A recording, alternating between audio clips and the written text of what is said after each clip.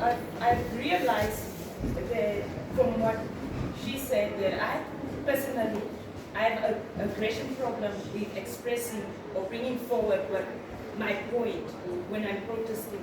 So my question is this: how do I go about it?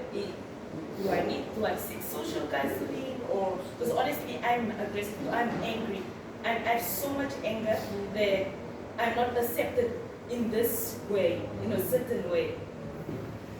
Let me say, it's okay to be aggressive, it's okay to be angry. There's nothing wrong with it. But it's about what you do with that aggression and that anger. Because when, let's say you are in this march, for instance, and the media comes to you, yes, your voice might carry an adrenaline of excitement because you're in a moment. But your message must be very clear. Because the aggression shouldn't take over the message of what you're going to bring across. We said, fuck you. What is this guy, lady from Gender? You said that. You were not apologetic. But when you said that, you didn't realize you need to go back to this woman to make a change to what you want her to do. And that's when you, that is when you're going to, supposed to be strategic. And this is how I'm connecting your question to hers. There's a lot that you guys can do. There's a lot in the sense that distinguishing ethics and emotions are very important. Ethics means you are very clear about what you're saying, what you want, and how you want it to be. But also be open to compromise. Because when this country got independence, it was not a freebie. They had to sit and negotiate. They had to negotiate in the sense, but also Namibians were very clear about what is it that we want. And the main thing was the ballot, to demonstrate that there is masses that want the same thing. And you guys have demonstrated in so many ways that there are issues of sexuality, there are issues of gender and violence that needs to be addressed. And when you bring that across, you need to be strategic and tactful in the way you're putting it across. Now, when you map your march or your activity that you want to do, let's say, for instance, we want to stop GBV, or we want them to include minorities within GBV. Now, last year when we were all supporting from a distance and seeing what you guys, the wonders that you were doing, you included an S. Namibia talks about GBV. Did you talk to government what you mean by S? Or are we just saying sexual and gender-based violence? Because that's the main thing. One little word can get you chucked out of the room because you didn't give a definition of what you are saying.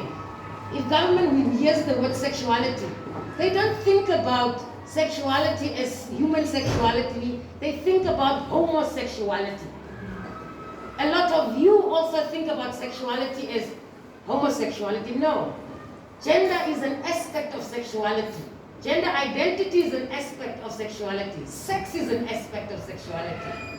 Then you have the issues of that it's such a broad aspect that is influenced by your environment, your physiology, the religious spaces, by the systems that controls us. Because all of us are controlled. If you walk out of here, you're not going to tell me you're going to walk in the street.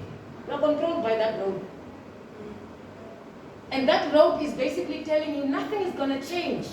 But we need to have rules and regulations that advances everybody. So for me, for young people, I think what you don't have is spaces of engagement. And I don't like the word training. Because it is a training for me, I see it very academically. But I see the importance of skills and knowledge building. Because everybody has something to add. And when everybody has something to add, they're contributing from their realities and their experiences. And through that, what you are asking me now, I'm sharing my knowledge with you.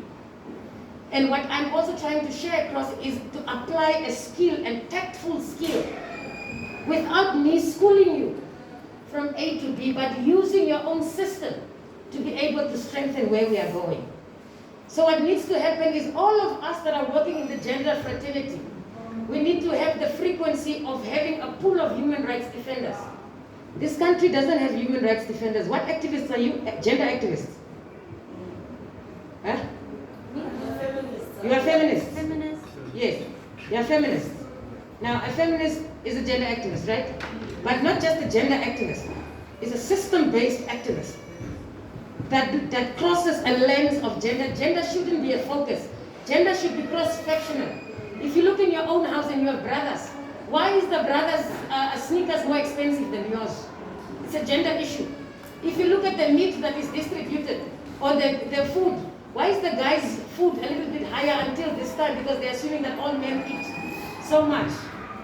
So with that, for me, it is important for us to organize, to be able for you guys to link. How is the system currently working? How can you get reform? But also, how do I maintain integrity? Because you must remember these photos of yours after 10 years, when you are a CEO, it will still be online. That time, I know you changed, you're a married woman with all your kids, or you're a married woman with your, doesn't matter, kids, whether you're gay or straight. You are you're a family. And then at that time, you are realizing, I should remove this. Now you want to start reporting after 10 years to Facebook. Please remove, remove for what? You cannot forget where you are coming from. But it's how you present it to make sure that the integrity and who you are is continuously upheld. You shouldn't have a situation where people regard you as somebody who is not strengthened. And then the last question, pronouns. Pronouns is something that comes in, and we need to have a conversation of transgender. Transgender is an umbrella. It's an umbrella term that takes everybody that challenges the norm of gender. So that basically is saying that transgender is not the people that are just born in their wrong bodies. That's not what it is. It's bigger than that. It's cross-dressers, it's transvestites, it's queer people. It's beyond that. So a pronoun, I always say to people, that you get confused, but it's always important to know the person's name, always. That's the first thing. You can keep saying Linda 10 times in your sentence if you don't know my pronoun. Because you might not know the person from, now you want to walk to everybody, give your pronouns. Sometimes you give workshops, but you can't always in every workshop expect to do pronouns because heterosexual people are not used to that norm. All of you still say ladies and gentlemen and not say and gender non-conforming persons.